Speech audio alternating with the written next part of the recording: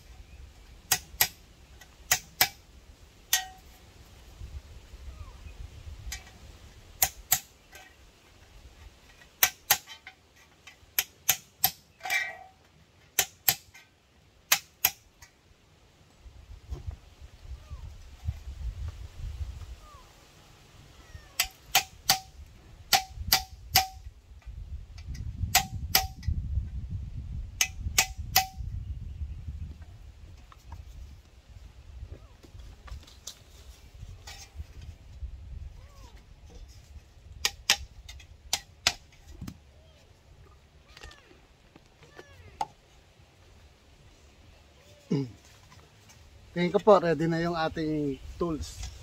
Ginamit ko lang po yung pako para batasan itong mga parlina. Tapos pagkabutas natin, mag-recreate siya ng parang, alam niyo po yung pang-grate ng cheese. Yan po. Mag-ingat lang po kayo kasi medyo matalas to. Dito natin ipapadaan tong coconut husk para ma-extract natin yung coco pit niya. Tapos at the same time, maghihiwala yung coco pit sa yung fiber. Yung fiber, yun yung sinasabi ko na pwede nyong gamitin para pang-mulch ng ating mga halaman. So, kung nasa bahay lang kayo, pwede nyo pong try, subukan. Papakita ko rin po sa inyo yung actual na makukuha natin ng coco pit. Tapos kung may pera naman po kayo at kailangan nyo malaking production ng coco pit, pwede naman po kayong bumili. May nabibili pong machine sa paggawa ng coco. So, yun, saglit lang. Itong isang sako ng coconut husk natin, siguro wala pang isang oras tapos nyo na to. May bisita tayo. Tunin saka isang puputing. So samahan nyo po ako, gawin po natin. Nag-prepare na rin po ako ng isang timba. Nawala yung aking planggana so timba na lang po muna yung gagamitin ko para pansalo dun sa makakayod natin.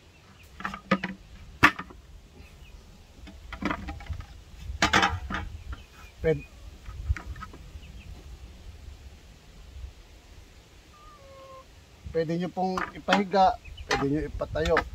Kung mas malaki yung mga gamit ninyo na katulad ng planggana, mas the best sana yon kasi salong-salo nyo yung lahat ng makakayod natin. Tapos kakayunin lang po natin. Una, medyo pera-perasoy natin to. Pera-perasoy natin yung coconut husk para mahawakan natin siya ng maayos. Tapos saka natin ikayod. Napapansin nyo po, makukuha nyo na yung tapos mahihiwala yung fiber niya.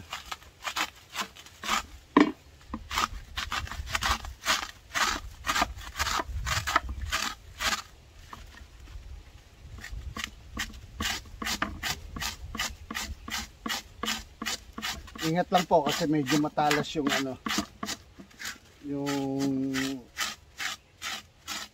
sipalin after natin butasan.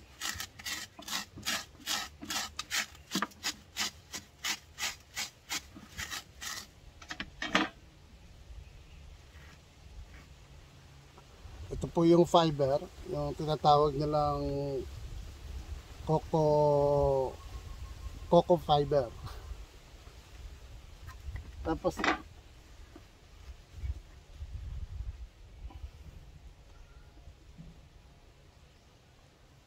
ito naman po yung coco pit na tinatawag. Kung may strainer po kayo, pagkatapos nito na ginagawa natin, pwede nyo po siyang salain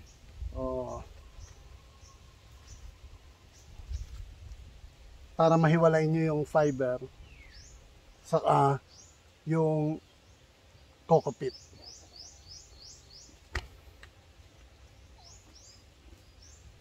Sa ngayon, pagsasamahin lang natin dyan sa timba. Tuloy-tuloy lang natin. Matagalan lang to kasi mano-mano. Di katulad ng machine, ilaglag mo lang, maghihiwalay yung fiber, mag-crack-crash din to, pati yung shell niya. Tapos agad. Tapos sasalain mo na lang. Para po kayong magbibistay ng cement, ng buhangin pagka gusto niyo magpalitada. Meron naman tayong pangbistay diyan. Ito lang yung gagawin natin, mano-mano.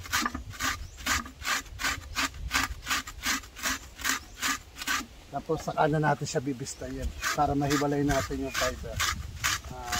Tulad na sabi ko, ano to, magagamit natin yung fiber ng coconut para i-mulch. Then yung coco peat naman po, pwede natin siyang ihalo sa ating lupa para maging mabuhagag yung ating lupa. Lalo na kung magtatanim kayo ng papaya, yan po yung gusto po nila, yung mabuhagag yung lupa nila. Tapos basa, kasi yung papaya mahilig siya sa basa na lupa para mag-grow siya at magbigay ng mas maraming bunga. So nakakatulong tong coco peat to keep yung soil moisture pagka magtatanim kayo ng papaya. Isang sample lang po yun, pero marami pa pong iba na pwede niyong paggamitan. So maganda rin po siya na ihalo pag mag-germinate kayo ng mga seedlings. Kasi magiging moisture, katulad sabi ko, magiging moisture niya yung lupa kahit hindi kayo magdilig ng magdilig. Maganda.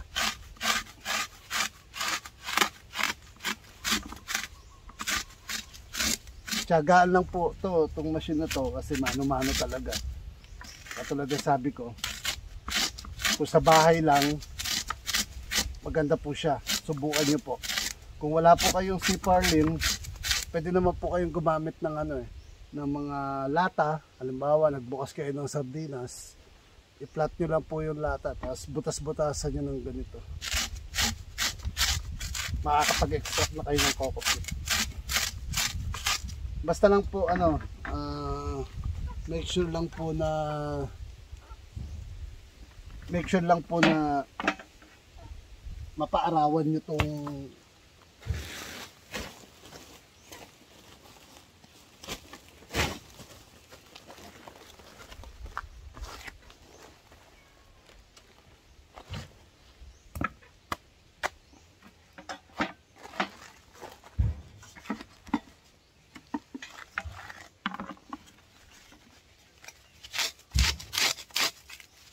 selection lang po na mapaarawan nyo yung coco husk kasi mas maganda siya pagka dry. Mas madali nyo ma-extract yung coco peat.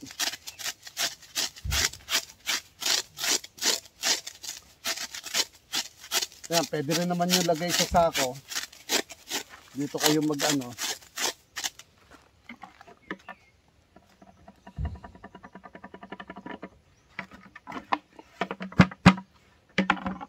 tapos yung makukuha nyong fiber, pwede nyo na i-separate.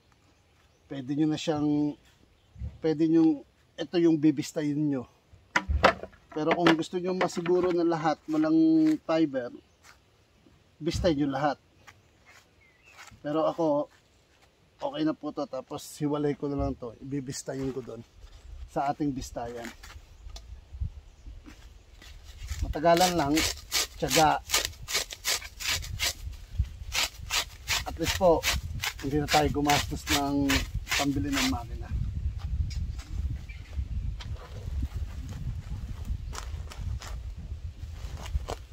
Kasi ang alam ko, nasa 50,000 to 60,000 ang makina ng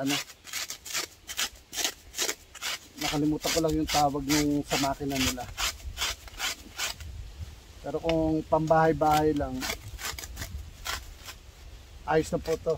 Pwede nyo pong itry. Wala pa kayong gastos. Yun nga lang, you'll consume lots of your time.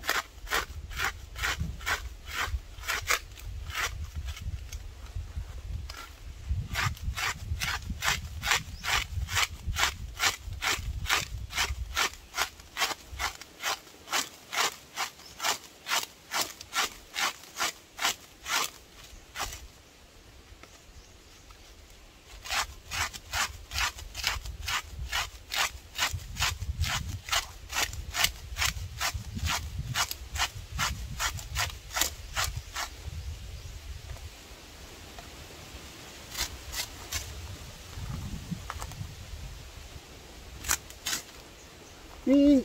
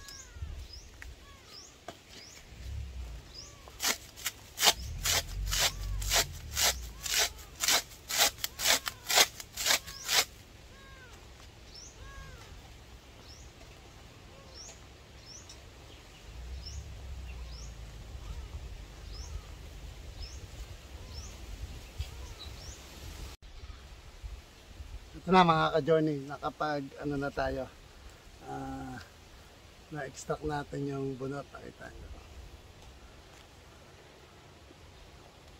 From ganito, nakita nyo, ganito na. So kahit pa paano, makita natin yung effectivity ng ating ginawa. So kung meron kayong planggana na mas malaki, mas maganda sana. Ito, ganito lang ginawa ko. Sa sako, tapos itong coconut nuts, in-slide ko lang. Kung napapansin nyo yung mga bumababa, yun yung tinatawag na coco pit.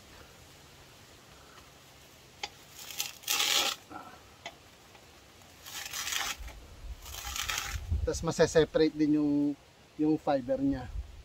So itong fiber niya na sinasabi ko, pwede nyo ngayon siyang gamiting mulching sa ating mga halaman na makakatulong, i-moist niya pa rin yung lupa kasi hindi siya na directly nasisinagan ng araw.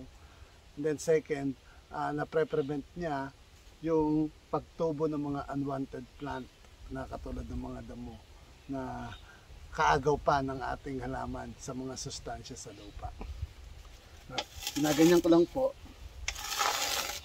Ito pong ginawa natin, pwede nyo po pong improve. Matulad niya, naisip ko na lagyan ng ganito para parang mag-stand alone siya at magamit ko yung dalawang kamay, which is much easier kaysa nung una na ginagamit ko po isang kamay. Ngayon mas easier siya, saka mas madali. Kayo na po bahala kung paano nyo i-improve. Kasi DIY lang naman natin to. So, ang improvement, nasa inyo rin po kung paano nyo siya i-improve. Basta mag-ingat lang po tayo dito sa mga binutas natin kasi napaka-sharp niya. Kita nyo po, naubos na. Kung gusto nyo sagarin nyo. Para makuha nyo pa yung iba. Pwede nyo namang itong i-chop, itong shell niya, pwede nyo rin po siyang i-chop into cubes o bahala kayo kung gaano kalaki yung gusto nyo.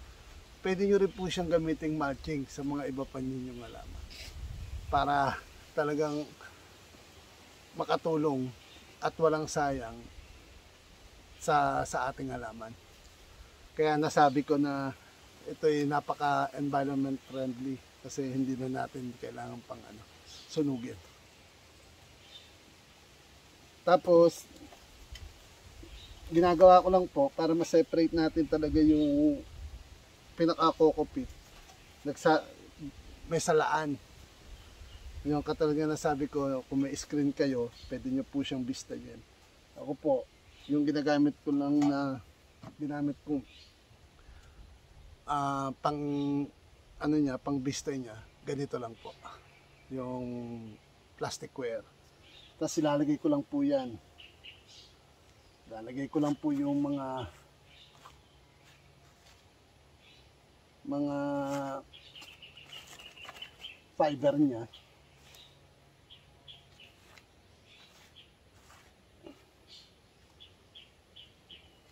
Yan po. Ito po yung pinaka-cockpit mismo. Tingnan niyo po. Tapos, gaganunin ko lang para matanggal yung cockpit na nasa fiber. Tapos ito pa po yung iba. Pwede ko rin ihalo.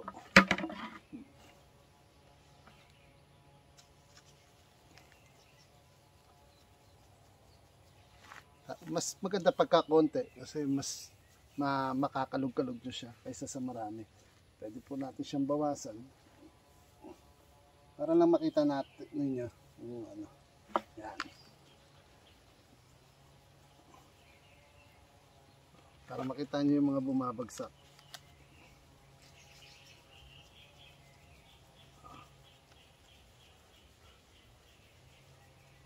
Tapos pagka wala nang bumabagsak, pwede nyo na po itong i-separate. Pwede nyo na ito ilagay dun sa halaman ninyo.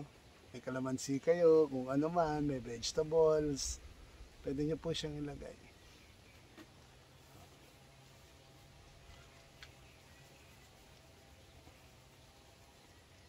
Yan po, nalalaglag. Kasi syempre, meron pang kahit pa paano yung naiiwan dyan. Kaya kailangan yung bistayin. Mas maganda rin yung bistay ng ano, yung para nagbibistay kayo sa buhangin.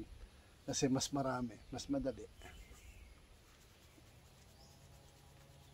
Saka mas pino yung screen nun kaysa dito.